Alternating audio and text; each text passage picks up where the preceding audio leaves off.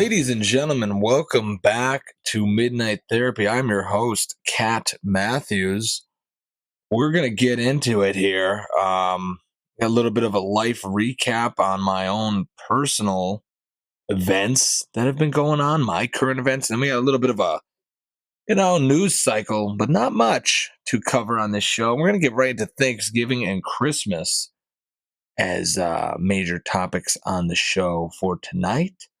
Got a lot to talk about, a little bit about scams, some scams I've been seeing, or some, let's say, disingenuous events or shows that have been going on lately. I just want to bring to the attention to those out there that may not be aware of my take on the matter.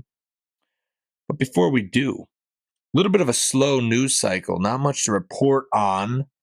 Knock on wood, things have been kind of cool, kind of okay.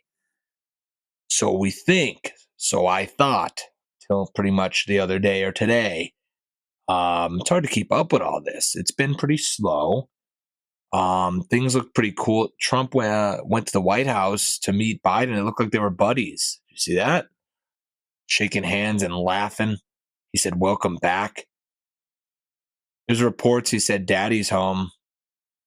Biden said, "Daddy's home." I don't know if that's true. Don't quote me, but he's like, "Look, Daddy's home." Trump laughed. That was off camera, but things looked so good. And then I see in the final hour, Biden is a lame duck, so they say. That's the term for it. Till January, Biden's like now signing these orders for these giant missiles to give to Ukraine to use on Russia. Seems weird. And now Russia, I guess, today struck Ukraine with a ICBM that may or may not have had a nuclear warhead on it. This is not what we want, okay? This is not what we want. Was a pretty slow news cycle until today. Now it's kind of getting, back. Other than that, it was just a lot of talk about Trump's cabinet, who he's been filling it up with. Some weird ones, but overall pretty good in my opinion. The pompous folk scoff at some of the choices like RFK and Tulsi Gabbard and Elon Musk, but I think those are all good names. To be honest, you have to think ahead with these things. You're not just going to fill it up with suits of the, status quo politicians, the career politicians that presidents usually do. They will take recommendations from those who've been doing it 50 years and here's 5 good names and here I owe this guy a favor, and he's really not doing that. He's kind of going outside the box. You got to remember he was a president. Trump was a president, then he lost it. Now he's back. He's back. Now he has the experience. He knows what to look out for. He knows what not to look out for. That's different than 2016 Trump. This guy, he knows. He knows who's going to not be the best people to choose. He's going to know what works out, what doesn't. He's doing some cool stuff. He picked a female chief of staff, first female chief of staff ever. That's cool. I'm sure he wasn't advised to do that. He's kind of doing this on his own, which I'm being optimistic about. I'm happy Matt Gaetz is out of the running, though. That's his name, that Gaetz. I didn't like him. He's got some problems on his record. You got to stay away from that. Stay away from the problems, Even if someone really likes you. I think Trump likes people that like him, and Gaetz was a big supporter of it. It doesn't mean you got to give him a job, Just let him be a supporter.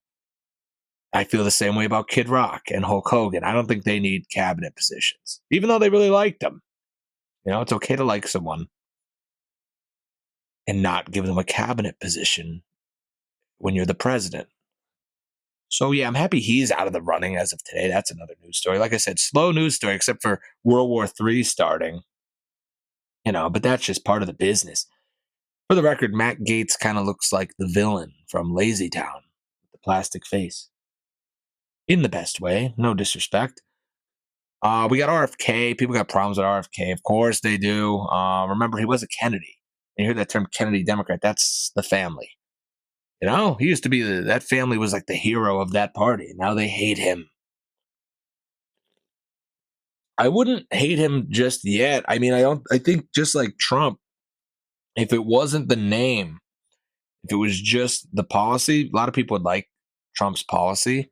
They still like him. I think the same with Kennedy. I think banning red dye 40 and making America more healthy and putting us on the European model or whatever it's called. But I'm just saying, you look at other places in the world, some things have 5 ingredients. You look at America, same product, it has like 400 ingredients.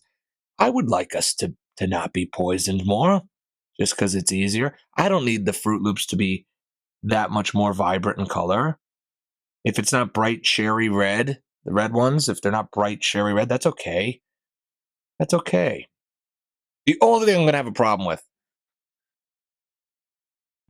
are these. These got quite a lot of ingredients that don't look, how do you say, edible, but I do love them and I don't want them to change. So I'm going to buy a couple boxes and keep them in storage because I'm sure they'll last for years because it's not food. It's not food. This will probably last a nuclear war, which might be here with Russia. And if it happens, you should fill your bunker with these because they're not going anywhere. They do not erode. They do not digest. Keep that in mind.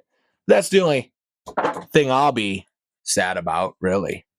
I'm good with America getting healthier. It needs to be. I think Trump and RFK are going to clash a little. Trump runs on Diet Coke and Big Macs. So I think RFK might overstep a little and Trump might not like it. Is my one opinion. Who knows? Other than that, it seems like he's doing good things so far, and he has some, pretty good ideas. Going after Big Pharma would be nice too. Big Pharma is interesting. We could do a whole episode on that. But just to let you know, the malicious intent, it's right in front of you. It's right in front of you. Remember, nobody does anything on accident. Everything has a purpose. Everything's intentional. Usually. Very rarely does an accident happen. But they're showing you right in front of your face, and this is going to be a theme of this episode. Give them bread and circuses. Keep them entertained. And understand that? Do you know what that means? The old Roman saying, give them bread and circuses. It means if they're watching the circus or the Colosseum and they're well fed and fat and happy, they're not going to care what the government does. They're not going to care what you're doing behind the curtain. They're going to be distracted and happy and content. That's what they do to us. They do it through entertainment. They do it through poisoning the food. They do it through drugs and pharmaceutical companies selling you cures or treatments for everything under the sun.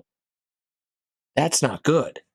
But if you didn't believe that was going on, let's just look at Big Pharma. Well, we're the only country, I think there's one other country, but we're the only major country, first world country in the world that allows pharmaceutical advertisements on television or in general, like on a video on YouTube. You see these all the time. You have. It's like some crazy drug you can't pronounce, and it's like a middle-aged woman having a picnic, running through the field and having wine with her friends and playing with a dog. Always people having fun, like a barbecue. And it's talking about this drug, and then there's like 5,000 side effects, and they're still showing clips and clip art of people having fun and having potato salad. And it says, ask your doctor if blank is right for you. Now, just think about that. Just think about that. They want you to go to your doctor and say, hey, I saw this on the television in between The Price is Right and The View. I was watching The Price is Right and The View, and I saw this ad for this drug, and I wrote it down on this McDouble wrapper. Can I get on this? And the doctor goes, I don't care. Sure. And he just writes you a script, and then you're on this potentially harmful, well, most likely harmful drug. And then when it doesn't work out and you get all these side effects, they'll put you on another one. There's another one. There's one that counteracts that one. We'll mess with the dose a little, even though the same company makes that one too. Probably Pfizer. Just saying. Who also brought us the COVID vax. Anyways, So that's kind of what's going on. So if that gets reformed a little, that system, I wouldn't be all that upset about that. I don't think we should be asking our doctor for drugs that were suggested to us by infomercials between daytime television. I don't think that's a good idea, but it's happening. Trust me. They're not going to cure anything. You're missing it. They make way more treating those symptoms than curing your disease. And if we could tackle that corrupt system and that malicious system in any way, even if it's RFK, you should be happy about that, unless you're fully brainwashed. But what do I know? I'm just a man dressed as a cowboy doing a podcast for all 30 of you. Which is why they don't really have a problem with me yet, Anyways, moving on. Let's move on. Keep the theme of bread and circuses. I said Big Pharma, they will physically poison your, biological anatomy to alter your thoughts. And they also do it through entertainment. They realized propaganda doesn't always work. Sometimes people wake up, they're not tricked. So you got to hit people where their guard is down, which is usually through the lens of entertainment. If you don't believe me, you saw that with the 2024 election with Kamala Harris. She spent $1.5 billion, and a lot of it was on celebrity endorsement, paying for celebrity endorsement. Why? Because people are very influenced by celebrities and the entertainment industry, actors, baseball players, professional athletes, musicians, directors. They have a big impact. Well, I love Taylor Swift, so I'm voting the way she votes. Like, that's real, So don't believe it's not. That's a real world contemporary example of that being real. Now, let me give you another one. This is so funny. I was bartending last night, one of my many other jobs. So I didn't really catch it. I got recaps, I saw clips, but the CMAs were on. The Country Music Awards, the biggest, award ceremony honoring country musicians there is, right? And you watch it, and some people just love it. Like, if you're not in the world of writing and performing and playing country music, you probably watch it like a normal person that's just enjoying the show and going, oh my God, look, another artist that I like. I'm going to listen, have fun. Me, I'm like ancient aliened out. Like, my brain is like thinking 5,000 things that no one else would think of. So I'm obviously not enjoying it. I'm saying, well, this is crap. This is a little boring, actually. It seems staged. It seems disingenuous. And I could get into that, would take a whole nother episode too, but I'm going to be honest, it's all fake. It's a circus. And here's why it's a circus. The record label pretty much owns the artist. And if you don't believe me, look it up yourself. But they will give you a deal that's somewhat of like 90-10 if you're lucky, like a 90-10 split if you're lucky. And that's already after you're pretty established, you get that deal. And the reason being is they'll make you even bigger than you think you are. And if you don't go with them, you'll fade into oblivion because there's so many different artists emerging every day that are willing to sign that devil deal for 100%. They'll give the label 100% because they know how competitive this industry is. So the record label owns the artist. Let's just say that. And then the record label is kind of owned by the same company that runs the award show.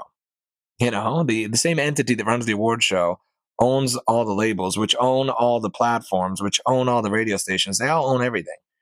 So they're giving their own awards to the artists they own so that the artists become more popular, so that you see them more, so that you see them winning awards. You get that? And it reassures their greatness in your mind because you go, oh my God, there's Morgan Wallen. He just won the best performer of the year. Yeah. By an entity that's owned by the same entity that manages Morgan Wallen and owns all the publishing rights to his music and the likeness of him. They're awarding themselves. They're awarding their own investments. So I know that. So I don't have as much fun watching those things. They're really hoping people still watch. Not many people watch those anymore. Think about it. It was on like a Wednesday night. I don't know. But when I see that, I'm like, there's more of the circus. There's the circus, the bread and the circus that keep us all distracted. That's the goal. You have to be distracted. It's the goal. And I know this sounds so doom and gloom right around the holidays, but trust me, it'll get better slightly, be a little more positive. But I'm on the theme of scams now because I got scammed again. I had the CMAs yesterday, a little bit of a scam, didn't really care. But what I did care a lot about was that Mike Tyson fight. And I guess I let my guard down a little, which is unfortunate. But I did get actually excited for that fight. I wanted to see it. Tried to get my fiance excited. I tried showing her old clips of Mike Tyson. She couldn't care less. She didn't care at all. She was so bored. Me pulling up those old Mike Tyson clips. I'm like, look how quick he knocks them out. She couldn't care less. I hyped it all up for nothing. First of all, I almost fell asleep because it went on way too long, those pre-fights. And then I watched this crap, like, phony. It was like, if you're a SpongeBob fan, which I hope you are, it was like Krabby Land. Remember that? When Mr. Krabs made that fake amusement park for the kids and he put a clown nose on that was really a tomato? You know. But it was fake. It was all disingenuous. It was like a scripted crap fight. And I was actually disappointed. I felt conned, but I'm not mad. I'm mad at myself. I'm not mad at Jake Paul. Jake Paul is but another great quote. There's give them bread and circuses from Rome, and there's also Barnum and Bailey. There's a sucker born every minute. There's a sucker born every minute. Now, I can't be mad. I fell for it. It was a great scam. Ed, and Eddie, 10 out of 10, great scam. And you got the whole world hyped up for this shit. All for nothing. The Netflix documentary on it came out right after the fight was over. They've been planning this forever. It was genius. Everybody made money. Everyone's a millionaire. Can't be mad. Well, you could be mad if you watched and cared or bet on it and thought it was going to be real, but it's not. Nothing's real anymore. Good for Mike Tyson. Showed his butt cheeks on live TV and got $20 million to dance around the ring. You know? That's a good payday. I don't care. You know what it takes to make $20 million? Most people won't ever see $1 million. Most people won't see 100,000 in one spot. Ever. 20 million to fight a YouTuber? Forget about it. I would do it. I'd fight Mike Tyson for $1 million. And when I wake up in the hospital, I'd say, oh, did I win? I know I didn't, but I'd say, do you have the check? Is the money in my account? Sweet. That's all I'm saying. But that really let me down. It was a great con. Good job, Jake Paul. Bread and circuses, baby. On a more positive note, we did start decorating for Christmas because it is Christmas season. You know that. I told you last week. Told you last episode, 2 episodes ago. The meal called Thanksgiving will, go on during Christmas season, but it is Christmas season. I feel like I'm late to decorating still. I would have liked to have gotten started even earlier. But some of you may know, I don't know if I brought it up before, but me and my fiance are very obsessed with the Home Depot animatronics, like the 12-foot skeleton. We have that. We have the 8-foot werewolf. We have the 12-foot Inferno pumpkin skeleton. Now we have the Skelly dog. This is quite a terrible obsession. They're very expensive. Just so you all know, they're very expensive. And I don't come from a lot of money. I'm not very rich at all. But when they are available on the Home Depot website, in which I do have notifications set up for to alert me when they are available, I do buy them every time. Because we need those. The economy could suck. You still need 12-foot Halloween decorations. But we expanded it even further because they made Christmas decorations. And they're like kind of scary. I'll put pictures up. But there's a Jack Frost, which is real freaky, that I fell in love with and needed. Didn't get last year, got this year. And a Scrooge. We ended up getting the Scrooge as well. Now, these are like horror, Halloween, Christmas, like spooky Christmas. And I guess spooky Christmas doesn't sell that good. So they were on sale. So we got both. And they are now in the living room. So seeing them every morning is nice. A little scary. Gets you up, wakes you up, freaks you out early in the morning. But it's nice to have that. Nice to have the Christmas done. I don't think those horror Christmas items are big sellers, but for freaks like us, yeah. I always like going to Home Depot to buy these decorations. Other people are there like with like building materials, like carpenters, and I'm like, hey, did you get any more of the animatronic Jack Frost spooky Christmas decoration? animatronic? And you ask the lady, and she goes, what? And I go, never mind. They don't have it. You got to get them online. But it is nice seeing the different people there for different reasons. That's a nice thought. I'm going to do a deep dive into Christmas movies soon, but not yet. I'll let you Thanksgiving lovers hang on to it for one more week. Thanksgiving is coming up. I know a lot about the history of Thanksgiving, through teaching and all that. A lot of it's wrong. That's a scam, too. They probably didn't even eat turkey. They probably didn't even eat turkey. They probably had fish. Probably were eating fish. I'll tell you that. It was cold. The Native Americans, worked that land for years before the Pilgrims showed up on the Mayflower. So you probably got more of what they were eating. And I don't think they were eating traditional European foods. Like there definitely was no potatoes there. There was definitely no cranberries, and there was definitely like no pies or anything. It was probably like corn. There was no stuffing, I'll tell you that. That's a weird thing. We're going to get into that. It was probably fish. They probably were eating outside too. I bet you're not eating outside. Charlie Brown ate outside. So even he knew what Thanksgiving was all about. How do we know anything? All these depictions. Like, how they say you don't know like what Jesus really looked like. They're just artist depictions. We don't know what Thanksgiving looked like. We don't know those pilgrims were dressed like that. We don't know any of that. We just make it up. Make it all up. And that's how you build culture. Just like Christmas. We were talking about with Mike the Barber. All these ideas morph together into a holiday. We just made all that up. It was just a meal. It was a feast day. Now it's a big old holiday with turkeys, cranberry sauce, and stuffing. What the hell? Let's get into stuffing quick. Do you know stuffing is not named like a noun? It's the verb. It was stuffing. It's the act of stuffing this bread up the turkey's butt. Because you could ask your grandmother. It was always put into the bird's ass. Look it up. They used to call it Butthole-Bread. I don't know about that, but I'm telling you, like if you ask your grandmother or even your mother, where did you used to put the stuffing up the bird's ass? They would say, yeah. They will say, yeah, for the flavor. They'll say, for the flavor. I'm telling you, go ask. Do your homework. Do your research. So, like, Butthole-Bread is now part of Thanksgiving. Like, what? And you couldn't have it without it. You'd say, where's the stuffing? That's weird. I'm telling you, the Pilgrims were not doing that. I hope they weren't.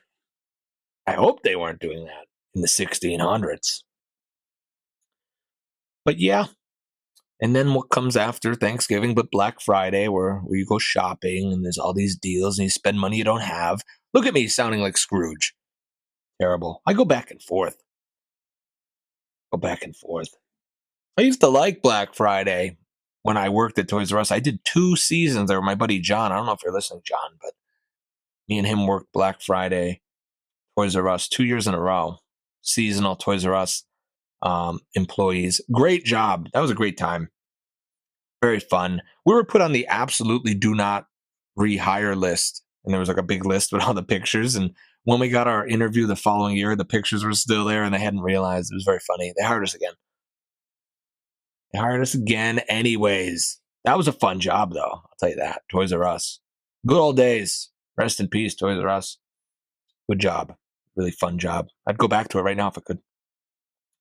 But yeah, Black Friday, I mean, it's not really even necessary anymore. Every day is Black Friday with Amazon and all that crap. I don't even think you have to wait in line anymore. They start Thanksgiving night. They want you to scarf down your stuffing and your cranberry sauce and head out and buy stuff.